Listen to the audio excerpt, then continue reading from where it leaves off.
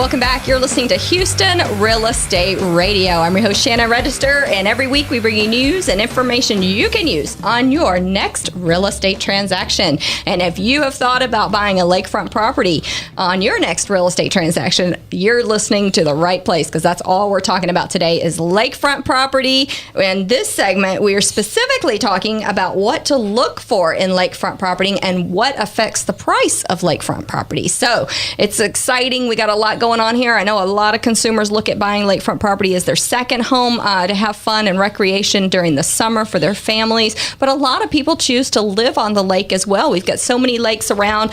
We've got Lake Livingston, Lake Houston, Lake Conroe. We've got a lot of lakes. Even down south, you've got Clear Lake, and then even farther off towards Brenham, you've got Lake Somerville. So there's so many places, and all of these lakes have so much mixed use on them. Some of them have obviously a lot of recreational stuff. You have RV parks and other types of parks, and then you've got some of your restaurants and other economic development going on, and then some of them have national forests, and they're all different sizes. They have different feel to them and the communities around them. So, it's just exciting to live around a lake, a lot to do. I know Keith here in the studio with me is a fisherman, so he's really excited about lakefront property, right, Keith? That's right. Yeah, also make sure you wear your sunscreen. I didn't put mine on this week. Yeah, sunscreen. Yeah, I'm a blonde, so, sunscreen is very, very important. All right, we are in the REA.com studio. Keith Hebert with RREA. He's a broker over here at Register Real Estate Advisors. And I've also got Chris on the line, and Chris is calling in. All right, welcome to the show, guys. We have been talking. Hey, Chris. We have been talking. First segment, we talked a lot about Lake Houston. Next segment, we talked about Lake Livingston. And this segment, I want to talk a little bit about Lake Conroe and also what people need to be aware of when they're buying a home. Keith, I'm going to let you lead with that. Well, I think people either when they're looking at home, it might be morning people. They want to get that morning sunrise or that sunset. So I think that's really important to position yourself as to whether you like the sunrise, watch the sunrise come over the lake or sunset over the lake. So I think that's a big factor. Also, when you're at your bulkhead, how deep is the water right there? Yeah. For your boat, what type of boat you can put in there. I think that's another important factor. And whether you're in a cove or a canal with access to the lake really will depend on how much you're going to pay for your lot. Yeah, I agree with that. Chris, what do you say about it? I agree. It kind of depends on, with regard to pricing, you need to look at, of course, what side of the lake you're on and whether you're open water or in a cove or a canal.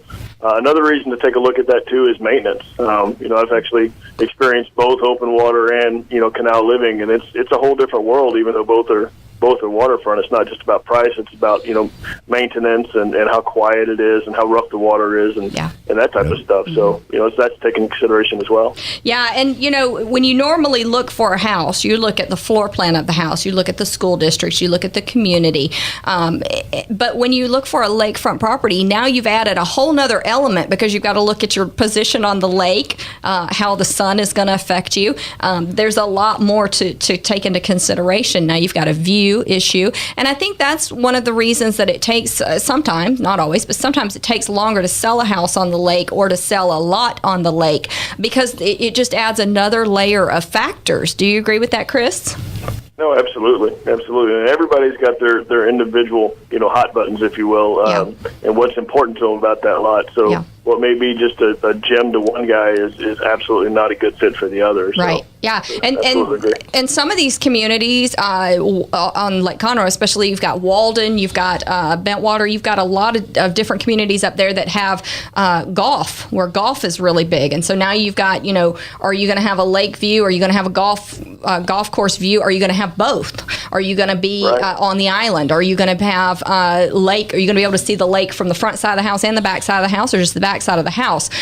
So you've got a lot of things to think about when you're looking at lakefront property. And like you said, do you want to be on the main part of the water or in a cove? If you're in a cove, you're mostly looking out at fishermen every morning. If you're on the main body of the lake, you're looking at a lot of wave runners going by. So and then you've got your pets. You got to take into consideration how that's going to affect your pets and your kids and the safety of your kids. So there's so many things to think about. And maintenance is huge. Maintenance is huge. Yeah, the open water is going to be more rough and more abusive, to your bulkheading versus more quiet area. So right, a lot of that kind of stuff to take into account. And your neighbors, if it's an area where there's a lot of people who use it as a lake house, and they're only there on the weekends, then that's why I think that when you buy lakefront property, you really need to go out in a boat and see it from the boat perspective as well as the land perspective, because you can usually tell whether it's someone who lives there year round, or they're only there in the summer, or they're only there on the weekends,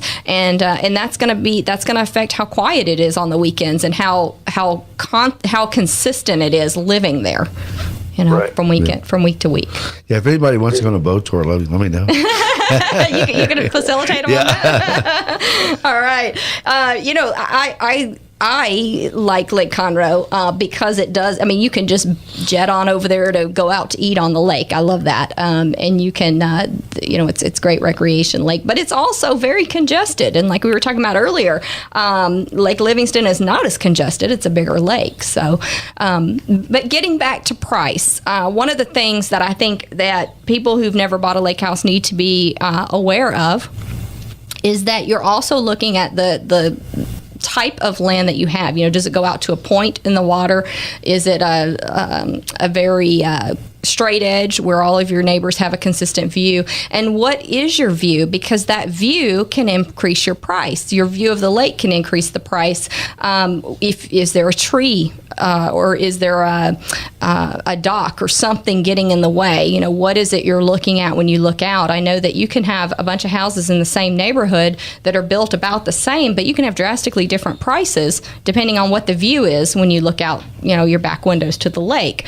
And that view can be obstructed by different things, even besides trees. It can be obstructed by different things. If you're a little more in than your neighbors are, and you're looking out and you see a lot of your neighbor and then lake, you're going to have a probably a little bit cheaper property than if you're the one out there on the point. So a lot of things to take into consideration, a lot of things that affect price when you get to the lake. I know, Chris, you had a lot up on the lake, and it took a while to sell that lot. What do you think makes lots, and I know I have one listed up on Lake Conroe right now, what do you think is the selling factor for lots that don't have homes on them?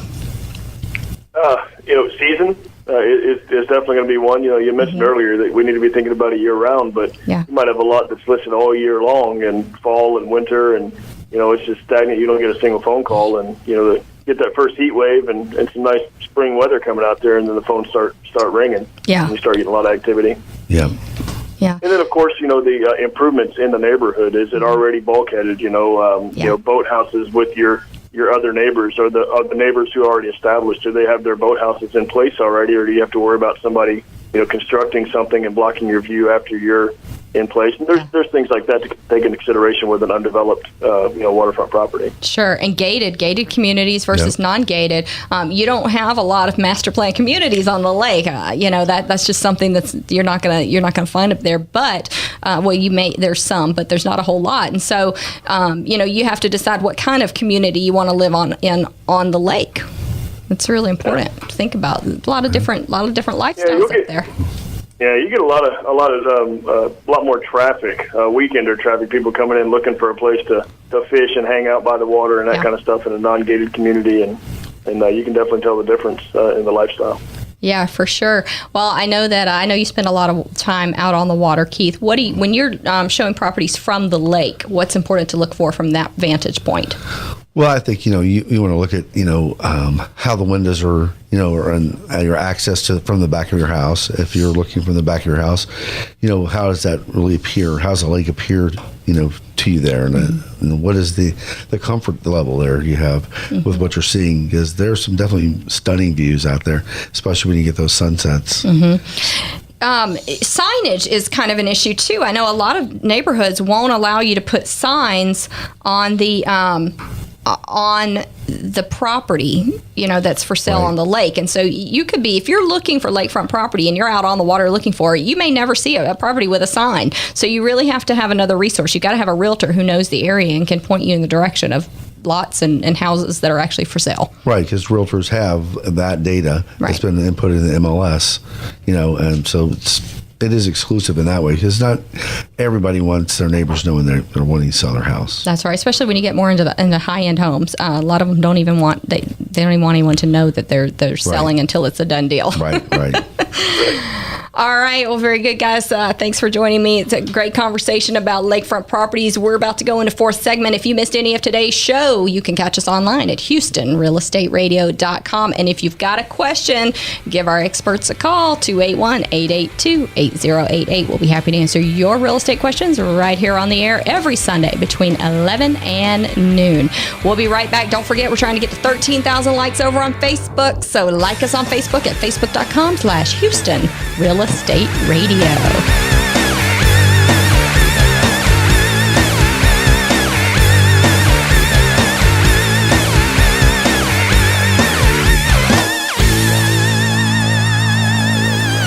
People often find themselves in need of storage and moving, but don't want the hassle and stress. Sound familiar? Well, at Zippy Shell, we make storage and moving easy. Zippy Shell will deliver a storage container to your home or business. You load it at your leisure, and we'll take it to one of our safe, convenient storage facilities, or ship it to your final destination. We treat your stuff like it's our stuff, because we understand you're not just giving us your belongings, you're giving us your trust. Zippy Shell. Storage and moving that makes life simple.